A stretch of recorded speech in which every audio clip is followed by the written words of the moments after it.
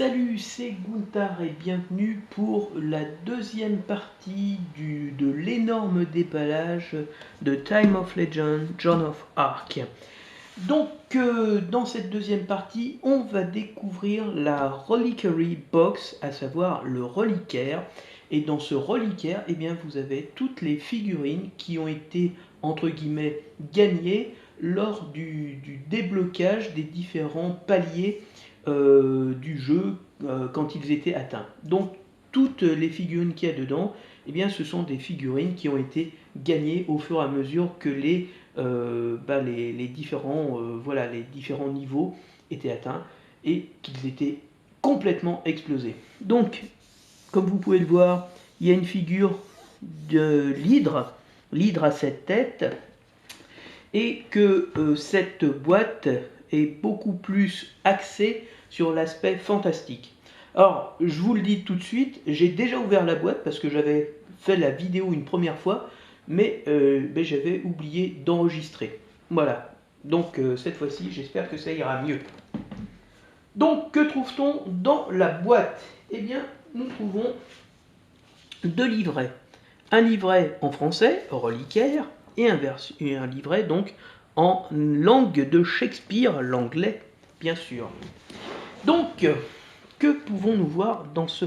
Donc, toujours un papier de qualité, voilà, conditions de victoire, règles spéciales, avec les scénarios, donc la peste, joueur de Saint-Roch, donc après joueur de la peste, ça il s'agit de mort, voilà. Donc vous voyez que c'est déjà une partie un peu plus fantastique. Donc là vous avez encore le camp du mal et le camp du bien. Ensuite vous avez plus de place en enfer. Donc vous avez un joueur qui joue le bien et un joueur qui joue le mal. Et dans le camp du mal vous avez des squelettes, des pestiférés, des hérétiques, des fantômes, des loups et des chevaliers montés. Donc c'est à la fois une armée de morts vivants et d'humains. Ensuite, vous avez Vlad Tepes à Targoviste. Alors pour ceux qui ne le savent pas, Vlad Tepes, eh bien c'est ni plus ni moins que le comte Dracula. Celui qui a donné et qui se bat donc contre Mehmet II, voilà, et des janissaires. Donc dans cette boîte, on va trouver forcément eh bien, des Ottomans et des soldats, c'est des Roumains, les Vlad Tepes et compagnie, je pense. Donc soif de sang, et là vous avez carrément Mehmet le Conquérant, donc sur une figurine que vous allez voir qui est magnifique. Vous avez Dracula, donc une figurine un peu puissante, on va dire. Et donc voilà, tout ceci. Donc on retrouve, comme dans la première, dans la boîte de base, eh bien, des cartes, mais cette fois, Mountain Knight, donc des chevaliers montés, et des chevaliers montés, donc en français et en anglais. Donc ce sont deux jeux de cartes identiques, sauf qu'il y en a un en langue de Shakespeare et l'autre dans la langue de Molière. Donc pour les anglophiles, vous pouvez jouer ça. Ensuite, eh bien, même combat, donc les Mountain Black Prince, voilà. Et de l'autre côté, vous avez les cartes en français avec Jean de Lebon, Mehmet, Radu III le Beau, donc, et le comte Dracula. Donc en haut, vous avez en fait des Français, des Ottomans, des Roumains, des forces du mal, des Anglais. Mais là, anglais avec le calice pour dire que c'est les forces du bien. Et là, vous avez anglais avec le bouc pour dire que là, c'est le méchant. Et pour le français, là, vous n'avez rien, parce que le français est naturellement dans le camp du bien, bien évidemment. Ce sont les Britanniques qui se battent dans le camp du mal. Donc là, William Wallace, il y a William Wallace, Jean Stuart d'Ernelay, je sais pas quoi là. Donc encore les Roumains, des Anglais, des assassins, ce sont forcément des Anglais, des espions. Et ensuite vous avez toute une palanquée de mercenaires. Donc voilà, John Blackwood, mercenaire. Donc là, Mehmet le Conquérant, avec une figurine, comme je vous l'ai dit, spéciale que vous allez découvrir tout de suite. Donc on va commencer par la première boîte. Boîte 1/3. Et donc il s'agit de toutes les figurines de héros. Je fais attention parce que la première fois j'ai tout foutu en l'air. Donc voilà à quoi ça ressemble. Donc ici vous avez Dracula. Ici vous avez la faucheuse, donc la mort. Donc là vous avez je ne sais pas qui, donc un porte-étendard. Les chevaliers ottomans, ici. Une coulevrine. Un bourreau. Là je ne sais pas ce que c'est. Mais c'est quelqu'un qui... On dirait Jeanne d'Arc à cheval. Ça doit être Jeanne d'Arc à cheval. Et là, vous avez des ours. Voilà, les différents champions qui sont proposés avec les cartes. Donc, comme d'habitude, même remarque. Les figurines sont vraiment superbes, splendides. Et vraiment, là, c'est vraiment un superbe travail de la part des mecs qui ont fait ces figurines. Parce que, à cette taille-là, franchement, il faut le faire.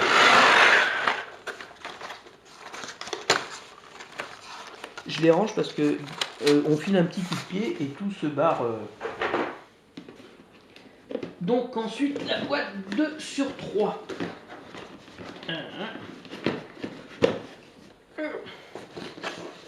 Là encore, de belles figurines. Donc vous voyez, là c'est une grosse boîte, donc vous pouvez imaginer que ce sont de plus grosses figurines. Il y a aussi plein de petites figurines dans cette boîte. Donc, on va commencer par les petites figurines. Donc, les voilà. Donc là, vous avez des archers qui m'ont l'air d'archer tout ce qu'il y a de plus britannique, parce que ce sont des arcs longs classique, on va dire. Voilà. Donc rien d'extraordinaire. Mais dedans, vous devez avoir aussi des forces ottomanes. Hein. Là, vous devez avoir les janissaires ou non les fous. Là. Ah non, vous avez des démons avec des ailes. Donc ça, c'est plutôt les forces du mal, on va dire. Répurgateur ou côté du mal, je ne sais pas. Mais voilà, ça donne ça. Ensuite, donc, vous avez des hommes d'armes avec des espèces de grosses hallebardes. Voilà. Ensuite, ça c'est sûrement des archers ottomans ou roumains, je ne sais pas. Là, franchement, il faudra que je regarde. Là, des troupes avec des marteaux à deux mains. Je ne saurais dire à qui ils appartiennent. Un autre petit paquet de figurines avec là des hommes en armes, un peu différents, donc on dirait presque des chevaliers. Voilà. Et le dernier paquet qui est ici, vous avez des lanciers, des piquiers en position d'attaque haute, voilà. Et donc la pièce maîtresse, les trois figurines que je vais vous montrer tout de suite. Donc le griffon.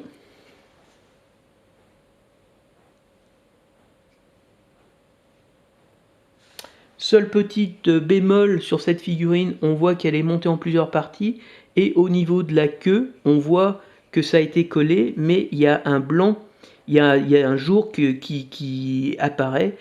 Mais ça, on peut facilement y remédier avec, on va dire, du mastic de modélisme qui permet de boucher ça et ensuite de le limer. La cocatrix, superbe, franchement. Magnifique. Donc là, même remarque, il y a une petite, on voit le segment code là, mais c'est moins visible. Et au niveau des ailes, je pense que c'est collé aussi, mais ça se voit surtout sur le dessous, donc c'est pas très grave, on va dire. Là, une simple sous-couche permettra de cacher l'ensemble. Et enfin, une autre pièce maîtresse, voilà le fameux Mehmet le Conquérant sur son tapis volant qui en fait est porté par un génie, bon ou mauvais, à nous de le déterminer. Donc, on va ranger les figurines. Là, ça va être encore... Attends, de côté, ça sera mieux.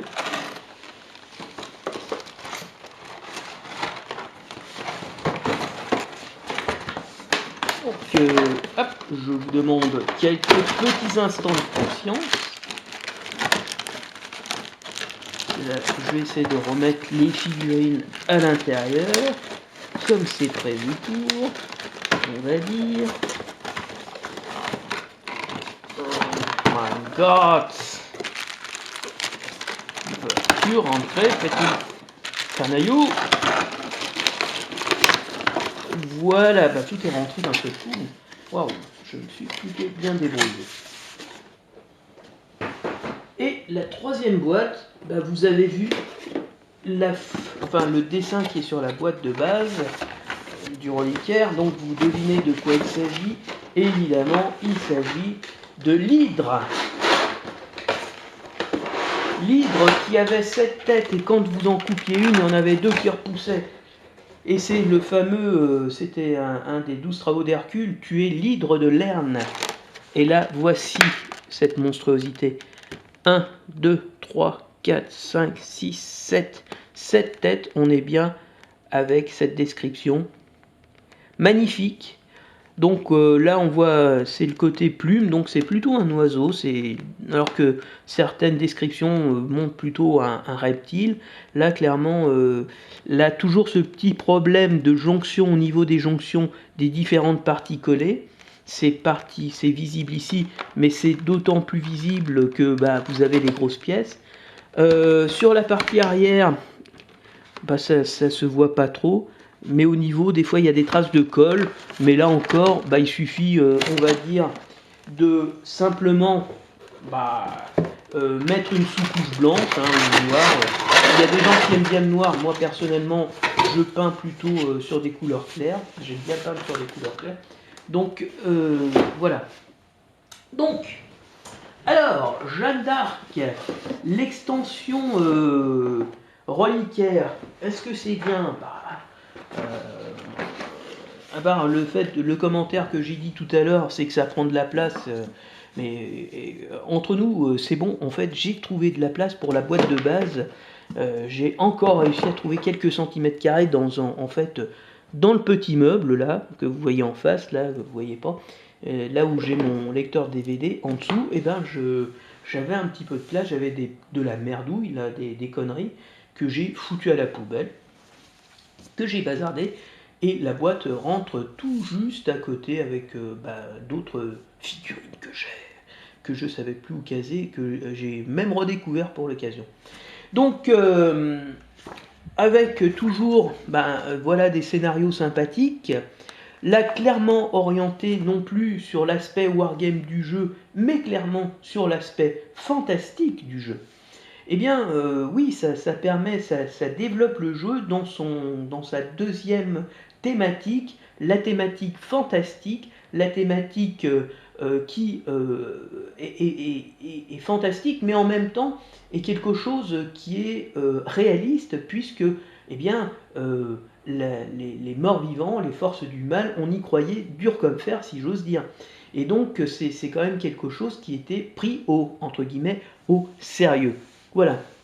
Donc, clairement, une excellente extension. Vraiment, on va dire que Mythic Games s'est pas foutu de la gueule des gens quand ils ont fait ces différents, les figurines qu'ils ont offertes pour les différents pledges, et ça donne vraiment un complément au jeu, notamment avec 2 armées, donc l'armée de Vlad Tepes, une armée roumaine, je pense que c'est roumain, le Dracula, et une armée ottomane donc qui va vous permettre d'orienter le jeu vers un autre aspect de ce jeu, l'aspect fantastique, et qui perd un peu de vue, on va dire, l'aspect purement wargaming, ou on va dire refaire l'histoire, notamment avec les batailles entre des Anglais et des Français.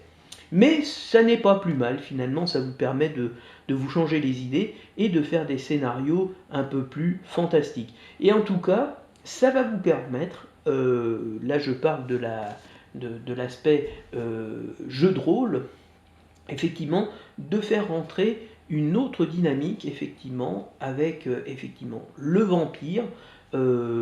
Pas la coquetterie, je pense pas qu'un groupe de 5 aventuriers puisse en venir à bout, parce que tel que, je veux dire, la puissance de ces bêtes est conçue, ce sont des armées qui doivent les combattre, hein, c'est pas trois pélos là qui arrivent la fleur au fusil et qui disent ouais c'est cool on va tuer le dragon. Non non, le dragon il est seul face à une armée, et je veux dire c'est difficile de le tuer. Donc c'est clairement pas un monstre qu'on rencontre de manière comme ça au détour d'un chemin et qu'on fait combattre à n'importe qui. Donc ça par contre c'est le côté on va dire un petit peu plus réaliste de ce jeu, même au niveau du jeu de rôle, c'est que il y a quand même des créatures mythologiques qui ne sont pas que l'humain même surhumain, même héros quasi divin, aurait du mal à combattre. Et l'adversaire principal de ce dragon, c'est Saint-Michel, c'est l'archange Saint-Michel, et c'est quand même le plus puissant des anges, hein, c'est quand même le big boss des anges, c'est l'ange guerrier par excellence, et je vous rappelle que Saint-Michel a terrassé le dragon dans la culture entre guillemets occidentale. L'image de Saint-Georges terrassant le dragon, elle est sur le drapeau anglais, hein, Saint-Georges.